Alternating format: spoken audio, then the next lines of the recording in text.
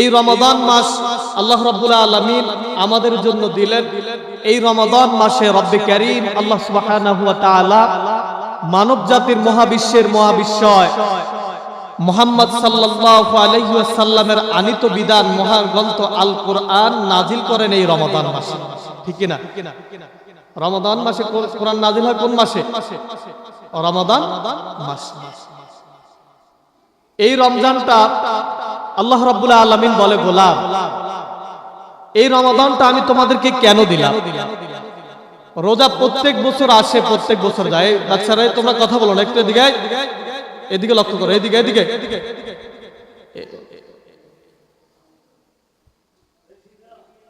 এই রমাদান আমাদের মাঝে আসে এবং যায়। এই রমাদান কেন আসে, কেন যায়? আল্লাহ রাব্বুল আলামিন বলে, গোলাম আমি তোমাদের জন্য এই রোজাটাকে ফরজ করলাম। আমার আগে গিয়াসউদ্দিন ভাই বলেছিলেন, রোজা আমাদের জন্য যেমন ফরজ, আমাদের পূর্বে যারা ছিল তাদের জন্য ফরজ। এখন আমরা যদি আল্লাহকে প্রশ্ন করি, আল্লাহ এই রোজাটা আপনি আমাদের জন্য কেন ফরজ করলেন? আল্লাহ রাব্বুল আলামিন বলেন, লাআল্লাকুম তাত্তাকুন, গোলাম তোমাদেরকে মুত্তাকি হওয়ার জন্য আমি এই রোজা ফরজ করলাম। সুবহানাল্লাহ বলবেন না? আল্লাহর হাবিব সাল্লাল্লাহু আলাইহি ওয়াসাল্লাম বলেন, সাহাবায়ে কেরামকে আরো সামনে রেখে বিশ্বনবী সাল্লাল্লাহু আলাইহি ওয়াসাল্লাম তাকওয়ার প্রসঙ্গে বললেন, ও আমার সাহাবারা, তাকওয়াটা তোমাদের সূরতের মধ্যে নয়, এই তাকওয়া তোমাদের জামার মধ্যে নয়, তোমাদের সুন্দর চেহারার মধ্যে নয়।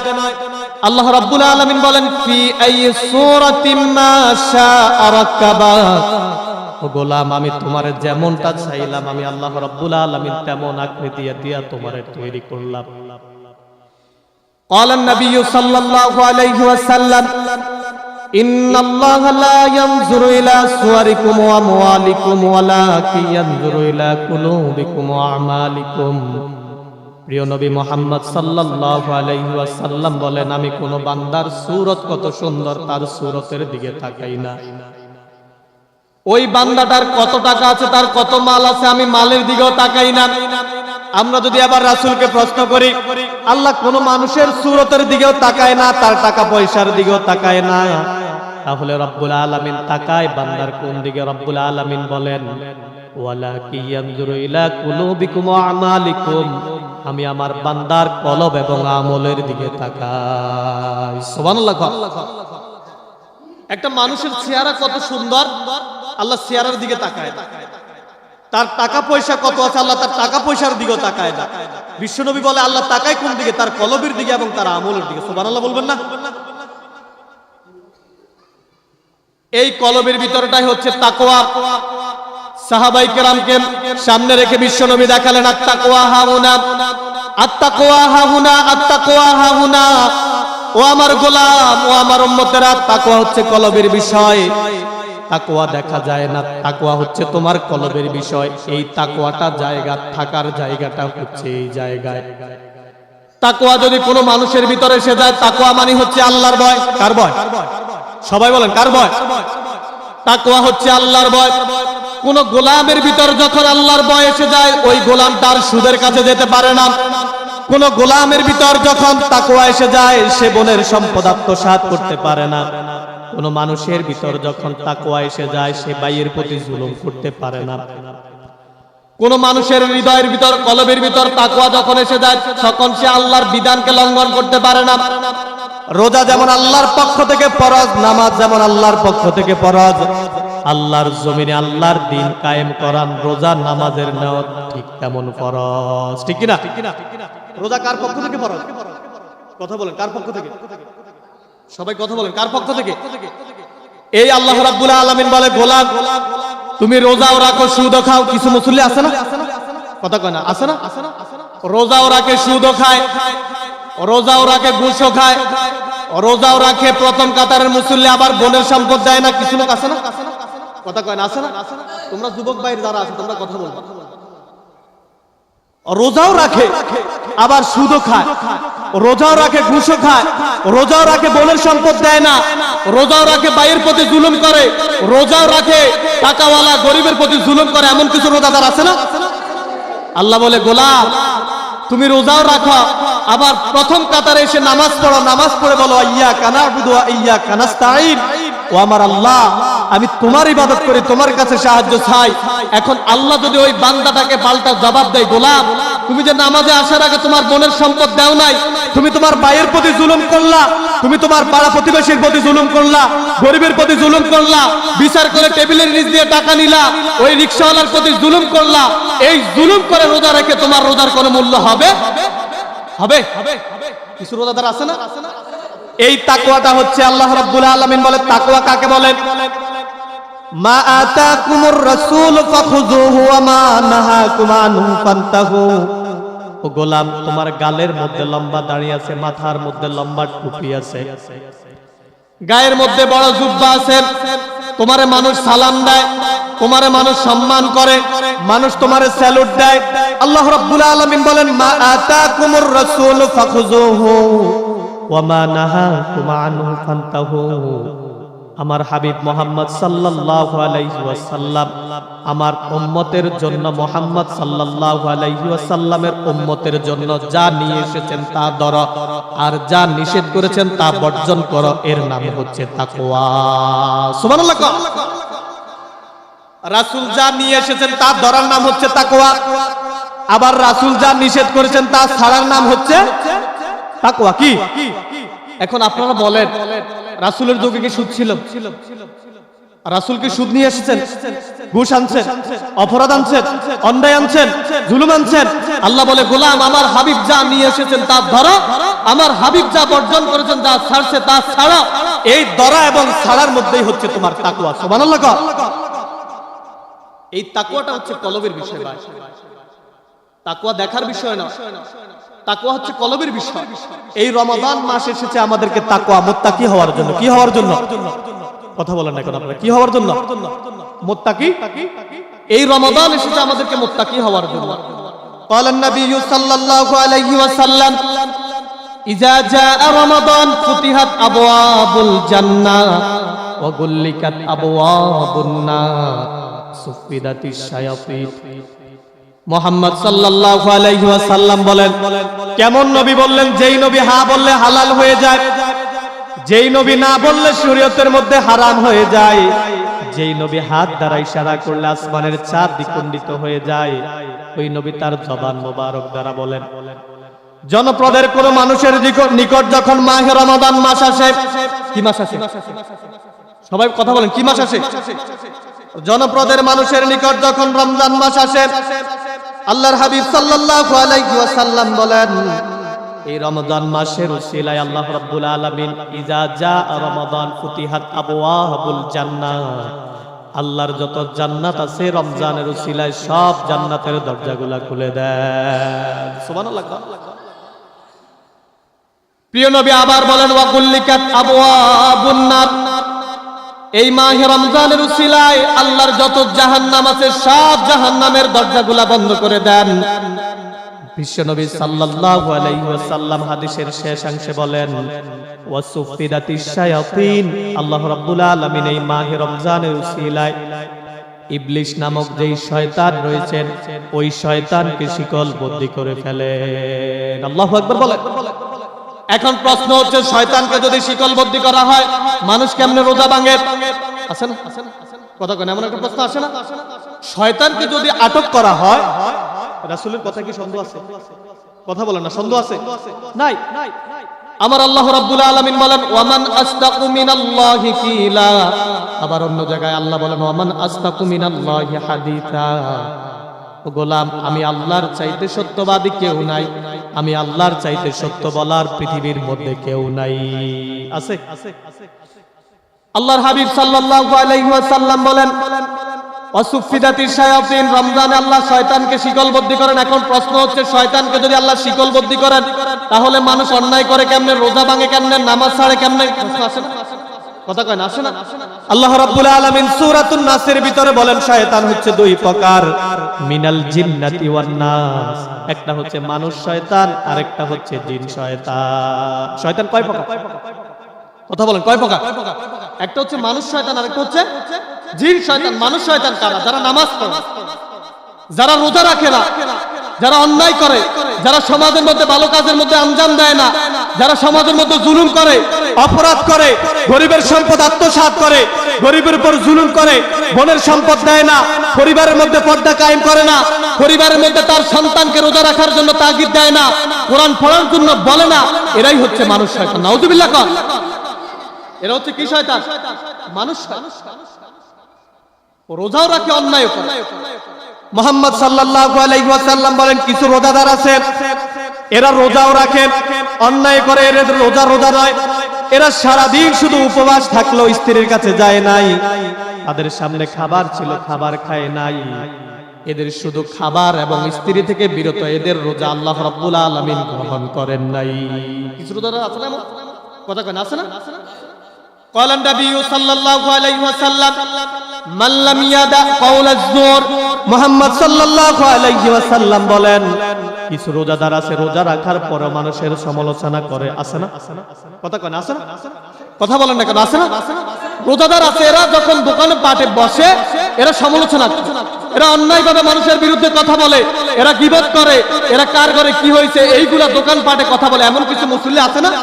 আল্লাহ বলেন মান লাম ইয়াদা কাওলাজ জুর, বিশ্বনবী বলেন এদের রোজা শুধুই উপবাস, এদের রোজা আল্লাহ রাব্বুল আলামিন পর্যন্ত পৌঁছাবে। এই রোজাটা যদি তাকওয়ার সাথে বান্দা রাখে, এই রোজাটা যদি আল্লাহর সন্তুষ্টির জন্য রাখেন, ক্বালা নবী সাল্লাল্লাহু আলাইহি ওয়াসাল্লাম মান সামা রমাদানান ঈমানান ওয়া ইহতিসাবান গুফিরা লাহু মা তাকাদ্দামা মিন যামবি। মুহাম্মদ সাল্লাল্লাহু আলাইহি ওয়াসাল্লাম বলেন আল্লাহর কোন গোলাম ঈমান এবং সওয়াবের আশায় যদি মাহে রমজানের রোজা রাখে, আল্লাহ রাব্বুল আলামিন এই মাহে রমজানের রোজার উসিলায় তার অতীত জীবনের সব গুনাহ মাফ করে দেয়। قال النبي صلى الله عليه وسلم, আমরা যদি আবার রাসূলকে প্রশ্ন করে রাসূল কেমন মাফ হয়ে যায়, তার জীবনটা কেমন নিষ্পাপ হয়ে যায়, রাসূলুল্লাহ সাল্লাল্লাহু আলাইহি ওয়াসাল্লাম অন্য হাদিসের মধ্যে বলেন কায়াউমিন ওয়ালাদাতুহু উম্মুহু, মায়ের গর্ভ থেকে সন্তান যেইভাবে নিষ্পাপ হয়ে বের হয় তার যেমন গুনাহ থাকে না, এই মাহে রমজানটা প্রত্যেকটা বান্দাকে ওইভাবে নিষ্পাপ করে বের করে দেয়। সুবহানাল্লাহ। কায়াউমিন ওয়ালাদাতুহু উম্মুহু। আচ্ছা আপনারা বলেন, যদি কোনো সন্তান মা প্রসব করে, যদি কোনো সন্তান দুনিয়ার মধ্যে ভূমিষ্ঠ হয়, ওই সন্তানের কোনো গুনাহ আছে? কথা কয় না, আছে? যেই সন্তানটা আজকে জন্মগ্রহণ করবে এই সন্তানের আমলনামায় কোনো গুনাহ আছে? বিশ্বনবী বলেন আমার কোন গোলাম যদি মাহে রমজানের রোজাগুলা রাখে, ওই গোলামটা কায়াউমিন ওয়ালাদাতুহু উম্মুহু, মায়ের গর্ভ থেকে সন্তান যেইভাবে নিষ্পাপ হয় বের হয়, মাহে রমজানের রোজাগুলা অনুরূপ তাকে নিষ্পাপ করে দেয়। সুবহানাল্লাহ বলবেন না? এই মাহে রমজানে আল্লাহ রাব্বুল আলামিন কোরআন নাজিল করলেন। কি নাজিল করলেন? কথা বলেন না, কি নাজিল করলেন? কথা বলেন না, কি নাজিল করছে? কোরআন নাজিল হয়েছে কোন মাসে? কথা বলেন, কোন মাসে? রমজান। এই মাসে কোরআন নাজিল হয়েছে। এবার আসেন আমরা কোরআন নিয়ে কিছু কথা বলি। এই রোজা নিয়ে তো আমরা প্রত্যেক সময় কথা শুনি। এই কোরআন মহাবিশ্বের মহাবিশ্বয় মুহাম্মদ সাল্লাল্লাহু আলাইহি ওয়াসাল্লামের উপর অবতীর্ণ কিতাবের নাম কি? কথা বলেন, কিতাবের নাম কি? আল কোরআন। কি নাম? মুহাম্মদ সাল্লাল্লাহু আলাইহি ওয়াসাল্লামের উপর যেই বিধান নাজিল হয়, যেই গ্রন্থ নাজিল হয়, সেই গ্রন্থের নাম কি? সবাই বলো, তোমরা বলো, কি নাম? আল কোরআন। সবাই বলো না, কি নাম? আল কোরআন। এই কোরআনটা কেন নাজিল করলেন? এই কোরআনটা আল্লাহ রাব্বুল আলামিন কেন নাজিল করলেন? শুধু মসজিদের এই ওই জায়গার মধ্যে রাখার জন্য, ঘরের মধ্যে গিলাফ ভর্তি করে রাখার জন্য? আল্লাহ রাব্বুল আলামিন বলেন ওয়ামান লাম ইয়াহকুম বিমা আনজালাল্লাহু ফাউলাইকা হুমুল কাফিরুন ফাউলাইকা হুমুজ জালিমুন। আমি মুহাম্মদ সাল্লাল্লাহু আলাইহি ওয়াসাল্লামের উপর যেই কিতাব নাজিল করলাম, যারা এই কিতাবের উপর আমল করে না, এই কিতাব দিয়ে যারা বিচার কার্য পরিচালনা করে না, তারা জালেম। নাউজুবিল্লাহ বলবেন না? কোরআন নাজিল করছে কে? কথা বলেন, কে করছে? এখন এই কোরআন কি শুধু পড়ার জন্য আসছে? এই কোরআনটা এসেছে আমাদের জীবনটাকে রাখানোর জন্য। আমাদের জন্ম থেকে শুরু করে মৃত্যু পর্যন্ত, রান্নাঘর থেকে শুরু করে বঙ্গভবন পর্যন্ত কিভাবে পরিচালনা করব, সেই বিধান দিক নির্দেশনাগুলা কোরআনের ভিতর আছে না নাই? কথা বলেন, আছে না নাই? আল্লাহ রাব্বুল আলামিন বলেন যারা এই কোরআন দিয়ে বিচার করে না তারা জাল। قال النبي صلى الله عليه وسلم أدبوا أولادكم ثلاث خصال মুহাম্মদ সাল্লাল্লাহু আলাইহি ওয়াসাল্লাম বলেন ও আমার উম্মতেরা তোমরা তোমাদের সন্তানকে তিনটি জিনিস শিক্ষা দাও। কয়টি জিনিস? কথা বলেন কয়টি জিনিস? আদিবু আওলাদাকুম সালাস খিসাল। মুহাম্মদ সাল্লাল্লাহু আলাইহি ওয়াসাল্লাম বলেন তোমরা তোমাদের ছেলে মেয়েদেরকে তোমাদের সন্তানদেরকে তিনটা জিনিস শিক্ষা দাও। এক নাম্বার হুব্বি নাবিয়্যিকুম, আমি নবীর ভালোবাসা, আমি নবীর ভালোবাসা তোমরা তোমাদের সন্তানদেরকে শিক্ষা দাও। ওয়া হুব্বি আহলে বাইতিহি, এবং আমার আহলে বাইত আমার সাহাবায়ে কেরামের ভালোবাসা তোমরা তোমাদের সন্তানদেরকে শিক্ষা দাও। তিন নাম্বার বললেন ওয়া কিরাআতিল কুরআন, এবং তোমরা তোমাদের সন্তানদেরকে আল্লাহর কোরআন শিক্ষা দাও। সুবহানাল্লাহ। মুহাম্মদ সাল্লাল্লাহু আলাইহি ওয়াসাল্লাম বলেন মান জাআলাল কুরআনা আমামাহু কাদাহু ইলাল জান্নাহ। আল্লাহর যেই বান্দা আমার কোরআনটাকে মানবে, আল্লাহর যেই গোলাম আমার কোরআনটাকে মানবে, কোরআন তাকে ডানেও নিবে না বামেও নিবে না, কোরআন সরাসরি তাকে আল্লাহর জান্নাতে নিয়ে যাবে। সুবহানাল্লাহ। মান জাআলাল কুরআনা আমামাহু কাদাহু ইলাল জান্নাহ, যেই বান্দা কোরআনকে তার নেতা মানবে, যেই বান্দা কোরআনের নেতৃত্ব মেনে নিবে, আল্লাহর হাবিব সাল্লাল্লাহু আলাইহি ওয়াসাল্লাম বলেন কোরআন ওই বান্দাটাকে সোজা আল্লাহর জান্নাতে পৌঁছে দিবে। সুবহানাল্লাহ বলবেন না? এখন কোরআন মানার প্রয়োজন আছে না নাই? এখন আমরা সংক্ষিপ্তভাবে কোরআনের পরিচয়টা জানব। কিসের পরিচয়? কথা বলেন না কেন? কিসের পরিচয়? কোরআনের পরিচয়টা জানব।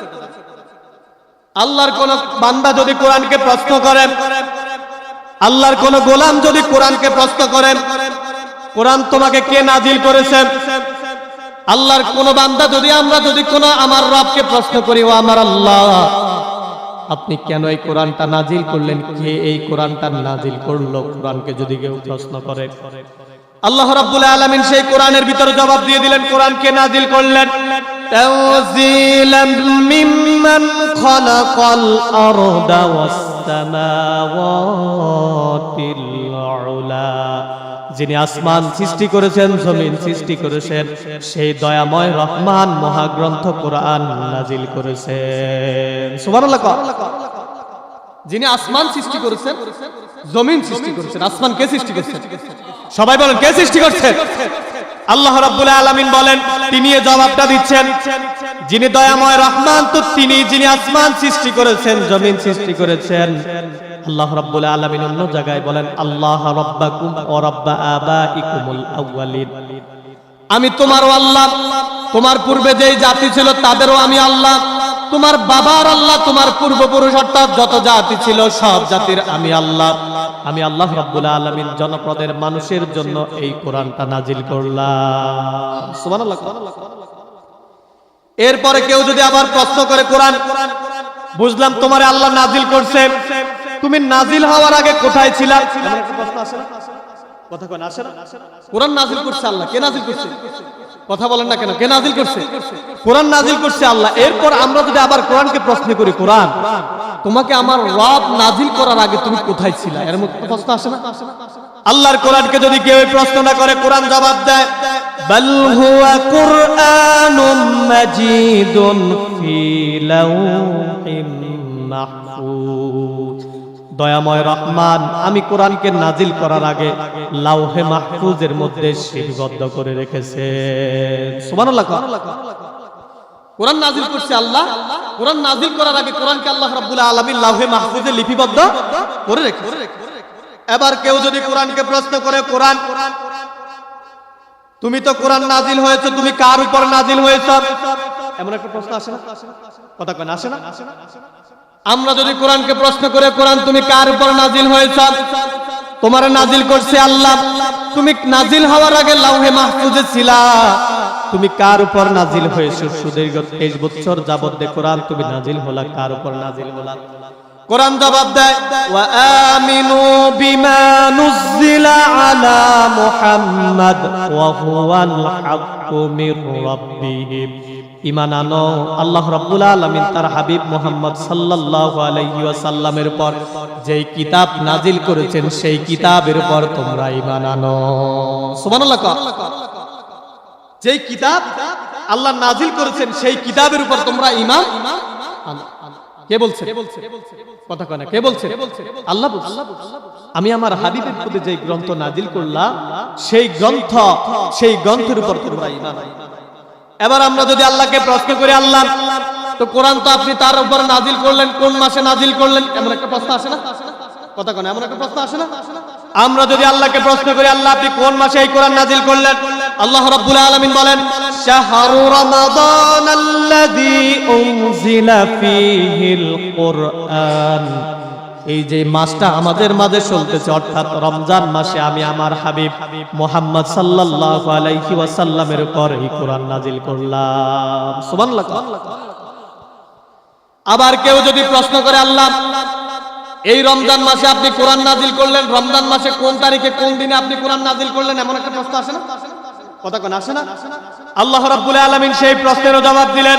আল্লাহ রাব্বুল আলামিন বলেন, ইন্না আনজালনাহু ফি লাইলাতিল কদর ওয়া মা আদরাকা মা লাইলাতুল কদর। আমি আমার হাবিব মুহাম্মদ সাল্লাল্লাহু আলাইহি ওয়াসাল্লামের উপর কদর রাত্রিতে এই কোরআন নাজিল করলাম। সুবহানাল্লাহ। তাহলে কোরআন নাজিল করছে কোন রাত্রিতে? কোন রাত্রিতে? লাইলাতুল কদর রাত। এবার আমরা যদি আল্লাহরে আবার প্রশ্ন করি, আল্লাহ এই কোরআনটা আপনি কেন নাজিল করলেন? এই কোরআনটা নাজিল করার মূল পিছনে কারণ কি? একটা কারণ আছে না? কথা কোন আছে না? এইখানে আজকে আপনারা আসছেন, আমরা আসছি, এখানে আসার পিছনে একটা কারণ আছে না? এখানে ইফতার মাহফিলের আয়োজন করা হয়েছে এই কারণে। এখানে কোরআন এবং হাদিসের কথা হবে, আল্লাহর বান্দারা আপনাদের জন্য আমাদের জন্য ইফতারের আয়োজন করেছেন এই কারণে। তার অন্য কোনো কারণ আছে? আমরা যদি আল্লাহরে প্রশ্ন করি, আল্লাহ আপনি এই কোরআন কেন নাজিল করলেন?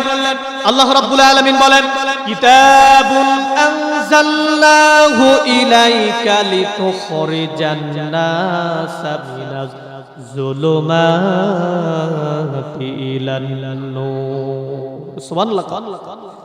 আমি এই কিতাব নাজিল করলাম মুহাম্মদ সাল্লাল্লাহু আলাইহি ওয়াসাল্লামের উপর। এই কিতাব নাজিল করলাম শুধু দেখার জন্য নয় ও গোলাম, আমি এই কিতাব নাজিল করলাম তোমাদের ঘরের মধ্যে রাখার জন্য নয়। আমি এই কিতাবটা নাজিল করলাম আমার হাবিব মুহাম্মদ সাল্লাল্লাহু আলাইহি ওয়াসাল্লাম যখন তাশরীফ আনলেন, তখন যুগটা ছিল জাহিলিয়াতের যুগ।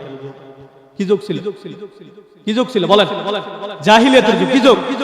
আমার হাবিব যখন এই পৃথিবীর মধ্যে আগমন করলেন, মুহাম্মদ সাল্লাল্লাহু আলাইহি ওয়াসাল্লামের জন্মগ্রহণ করার একটা ছিল আইয়ামে জাহিলিয়াতের যুগ। লিতুখরিজান নাসা মিনাজ যুলুমাতি ইলান নূর।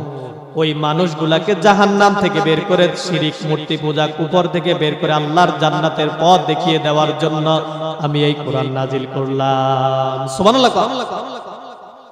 আমরা যদি আল্লাহরে প্রশ্ন করি, আল্লাহ এই কোরআন মানলে আমাদের লাভ কি? এমন একটা প্রশ্ন আছে না? কথা কোন আছে না? আমরা যদি আল্লাহরে প্রশ্ন করি, আল্লাহ এই কোরআন মানলে আমাদের লাভ কি?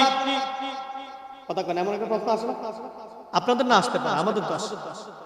আল্লাহ আপনি কোরআনটা, আমি কোরআন নাজিলের কিন্তু ধারাবাহিকতা বললাম। আমরা যদি আবার আল্লাহকে প্রশ্ন করি, আল্লাহ আপনি যে এই কোরআনটা নাজিল করলেন, এই কোরআনটা মানলে আমাদের লাভ। আল্লাহ রাব্বুল আলামিন বলে, গোলাম তুমি যদি এই কোরআনটাকে মানো, কোরআনের ছায়া তলে আসা, ফামান তাবিআ হুদায়া ফালা খাউফুন আলাইহিম ওয়ালা হুম ইয়াহজানুন। যারা আল্লাহর কোরআন মানবে, যারা আল্লাহর কোরআনের আলোকে আলোকিত হবে, যারা রান্নাঘর থেকে শুরু করে বঙ্গভবন পর্যন্ত কোরআনের নেতৃত্ব মানবে, তাদের দুনিয়াতে কোনো ভয় নাই, আখিরাতে কোনো চিন্তা নাই। সুবহানাল্লাহ। তাদের দুনিয়াতে কোনো ভয় আছে? কথা বলেন, আছে? দুনিয়াতে তাদের কোনো ভয় নাই, আখিরাতে কোনো চিন্তা। যারা কোরআন মানবে। এখন প্রশ্ন হচ্ছে, কোরআন মানা আমাদের দরকার আছে না নাই? কথা বলেন, আছে না নাই? قال النبي صلى الله عليه وسلم ان الذي ليس في جوفه شيء من القران كالبيت الخرب। রাসূলুল্লাহ সাল্লাল্লাহু আলাইহি ওয়াসাল্লাম বলেন যে এই গোলামটা কোরআন মানে না, যার দেহের ভিতর কোরআন নাই, যার দেহটার ভিতর কোরআন নাই, মাথার মধ্যে লম্বা টুপি আছে, গায়ের মধ্যে লম্বা জুব্বা আছে, গালের মধ্যে লম্বা দাড়ি আছে, কিন্তু কোরআনের শিক্ষা তার কলবের ভিতর নাই। কিছু লোক আছে না? কথা কন না, আছে না? এরা বড্ডা জুব্বা গায়ে দেয়, সমাজের মাতাব্বর, সমাজের মেম্বার, সমাজের বিচারক। এরা যখন সমাজের মধ্যে বিচার করে, রাসূলুল্লাহ সাল্লাল্লাহু আলাইহি ওয়াসাল্লাম বলেন যার দেহের ভিতর কোরআন নাই, যার কলবের ভিতর কোরআনের জ্ঞান নাই, ওই দেহটা হচ্ছে ওই বাড়ির মতো, বিরান বাড়ির মতো, সারা বাড়ির মতো, যেই বাড়ির মধ্যে মানুষ বসবাস না করলে বাড়ির যেমন মর্যাদা নাই, বাড়ির যেমন মূল্য নাই, যেই দেহটার ভিতর। এই দেহটার জন্য আমরা কি না করতেছি, এই দেহকে সুস্থ রাখার জন্য আমরা কি না করতেছি, হালালকে হারাম বানাচ্ছি, হারামকে হালাল বানাচ্ছি। আপনার আমার এই দেহটার জন্য আমরা সুস্থ থাকার জন্য নামাজ ছাড়লাম, হজ ছাড়লাম, যাকাত ছাড়লাম, বোনের সম্পদ আত্মসাৎ করলাম। রাসূলুল্লাহ সাল্লাল্লাহু আলাইহি ওয়াসাল্লাম বলে, গোলাম, যেই দেহটার ভিতর কোরআন নাই, ওই দেহটার মূল্য আল্লাহর কাছে 4 আনাও নাই। নাউজুবিল্লাহ বলবেন না? এই যে দেহটা বলতে কি বোঝানো হয়েছে? যার কলবের ভিতর কোরআন নাই, কি নাই, কথা কয় না, কি নাই? قال النبي صلى الله عليه وسلم من جعل القرآن أمامه قاده إلى الجنة। মুহাম্মদ সাল্লাল্লাহু আলাইহি ওয়াসাল্লাম বলেন, যেই দেহটার ভিতর কোরআন আছে, যেই দেহটার ভিতর কোরআনের শিক্ষা আছে, যেই দেহটার ভিতর কোরআনের পূর্ণাঙ্গ বিধান আছে, অর্থাৎ যেই বান্দাটা কোরআন পড়ে, কোরআন বুঝে, কোরআনের আন্দোলন কায়েম করে, আল্লাহর হাবিব সাল্লাল্লাহু আলাইহি ওয়াসাল্লাম বলেন, কোরআন ওই বান্দাটাকে সোজা আল্লাহর জান্নাতের রাস্তা দেখিয়ে দিবে। সুবহানাল্লাহ। যারা কোরআন মানে, কোরআন বোঝে, কোরআন পড়ে, এখন আপনি বলেন, আপনাকে মানুষ স্যালুট দেয়, সম্মান করে, আপনি মসজিদের মুতাওয়াল্লি, আপনি মসজিদের ইমাম, আপনি মসজিদের খতিব, আপনি সমাজের মেম্বার, আপনি চেয়ারম্যান, আপনি পার্লামেন্ট মেম্বার, আপনার দেহের ভিতর কোরআন নাই, আপনার মূল্য আল্লাহর কাছে 4 আনাও আছে। আপনাকে মানুষ সম্মান করে, আপনাকে মানুষ বয়ে সালাম দেয়। ও মিয়া, আপনার চক্ষুটা আজকে বন্ধ হোক। যার দেহের ভিতর কোরআন নাই, যার কলবের ভিতর কোরআন নাই, যে কোরআন পড়তে পারে না, 60-65 বছর অতিবাহিত করলো। রাসূলুল্লাহ সাল্লাল্লাহু আলাইহি ওয়াসাল্লাম বলেন, কিছু গোলাম আছে, এদের চক্ষুটা বন্ধ হওয়ার সাথে সাথে তাদের জন্য আল্লাহর জান্নাতের দরজা খোলা। সুবহানাল্লাহ। আবার কিছু গোলাম আছে যারা কোরআন পড়েও না, বোঝেও না, বোঝার চেষ্টাও করে না, এদের চক্ষুটা বন্ধ হবে, অর্থাৎ যখন তাদের মৃত্যু হয়ে যাবে, এদের জন্য জাহান্নামের দরজা খোলা। নাউজুবিল্লাহ। কোরআন মানার দরকার আছে না নাই? কথা বলেন, আছে না নাই? এখন কোরআন যদি আমরা না মানি, কোরআনের লস আছে? কথা কয় না, কোরআনের লস কার? আমাদের লস কার? আমাদের। আপনি যদি কোরআন না মানেন, আচ্ছা আপনারা বলেন, যদি আমরা তামাম দুনিয়ার মানুষগুলো যদি বলি, আল্লাহ আমরা তোমারে মানি না, আল্লাহ তোমার বিধান মানি না, তোমার হুকুম মানি না, আল্লাহ তোমার রব মানি না, আচ্ছা আপনারা বলেন, আল্লাহর ক্ষমতা কি কিছু কমবে? কথা বলেন, কমবে? আল্লাহ বলে, আন্নাল কুওয়াতা লিল্লাহি জামিআ। তোমরা আমার রব স্বীকৃতি দিলেও আমি সব ক্ষমতার মালিক, আর যদি তোমরা নাফরমান হয়েও যদি আমার রব না মানো, তাও আমি সব ক্ষমতার মালিক। কে? সবাই বলেন, কে? আল্লাহ। আন্নাল কুওয়াতা লিল্লাহি জামিআ। গোলাম, তুমি আমার রব মানলো, আমি তোমার আল্লাহ, আর তুমি আমার আল্লাহর নাম মানলো, আমি তোমার আল্লাহ। সে আল্লাহকে মানার প্রয়োজন আছে না নাই? আমাদের এই যে সময়টা চলতেছে, সেই সময়টা হচ্ছে কদরের সময়। কিসের সময়? আমরা এখন ইতিকাফ নিয়ে কিছু কথা বলবো, যেহেতু সময় সংক্ষিপ্ত, আসরের সময় হয়ে যাচ্ছে। ইতিকাফ সম্পর্কে নবী করিম সাল্লাল্লাহু আলাইহি ওয়াসাল্লাম বলেন, আল্লাহর যেই বান্দা আল্লাহর সন্তুষ্টির জন্য রাসূলের দেখানো অনুযায়ী নির্দিষ্ট সময়ে নির্দিষ্ট জায়গায় অবস্থান করবে, নবী করিম সাল্লাল্লাহু আলাইহি ওয়াসাল্লাম বলেন, কাহাজ্জাতাইনে ওয়া উমরাতাইনে। যেই বান্দাটা আল্লাহর জন্য 10টি দিন কুরবানি করবে, অর্থাৎ মসজিদের মধ্যে ইতিকাফ করবে, ওই বান্দাটা 2টি কবুল হজ করলে যেই সওয়াব, সমপরিমাণ সওয়াব তার আমলনামায় দেওয়া হবে। সুবহানাল্লাহ বলবেন না? ওয়া উমরাতাইনে, শুধু 2টা হজের সওয়াব নয়, 2টা উমরা করলে যেই সওয়াব, সমপরিমাণ সওয়াব তার আমলনামায় দেওয়া হবে। সুবহানাল্লাহ বলবেন না? কাদের জন্য? যারা ইতিকাফ করে। আপনাদের এখানে ইতিকাফকারী আছে? কথা কয় না, আছে না? এই যে যারা ইতিকাফ করতেছেন, আপনাদের জন্য শুভ সংবাদ। বিশ্বনবী বলেন, যারা ইতিকাফ করে, যারা দুনিয়ার সমস্ত জামিলাকে এক পাশে রেখে লাত্তি মেরে আল্লাহর ঘরে এসে আল্লাহর সন্তুষ্টির জন্য তাদের হালাল স্ত্রীকে বর্জন করলো, ছেলে মেয়ে, ধন সম্পদ, অর্থাৎ জাগতিক সব চাহিদাকে তারা এক পাশে রেখে যারা মসজিদের মধ্যে অবস্থান করলো আল্লাহর রবের সন্তুষ্টির জন্য, কাহাজ্জাতাইনে ওয়া উমরাতাইনে, 2টি হজ করলে যেই সওয়াব এবং 2টি উমরা করলে যেই সওয়াব, ইতিকাফকারীর আমলনামায় সমপরিমাণ সওয়াব দেওয়া হয়। সুবহানাল্লাহ। আবার বিশ্বনবী বলেন ইতিকাফকারীর জন্য আরেকটা শুভ সংবাদ হচ্ছে কায়াউমিল ওয়ালাদাতুহু উম্মুহু, যখন ইতিকাফকারী রমজানের 20 রমজানের মধ্যে মসজিদের মধ্যে অবস্থান করে, মসজিদের মধ্যে প্রবেশ করে, যখন আল্লাহর আসমানের মধ্যে ঈদের চাঁদ উদিত হয়, যখন সে মসজিদ থেকে বের হয়ে যায়, সন্তান যেইভাবে মায়ের গর্ভ থেকে নিষ্পাপ হয়ে বের হয়ে দুনিয়ার জমিনে আসে, ওই ইতিকাফকারী বান্দাটা মসজিদ থেকে বের হওয়ার সাথে সাথে ওই সন্তানের মতো নিষ্পাপ করে দেন। সুবহানাল্লাহ বলবেন না? আরেকটা হচ্ছে লাইলাতুল কদর। কি বলেন?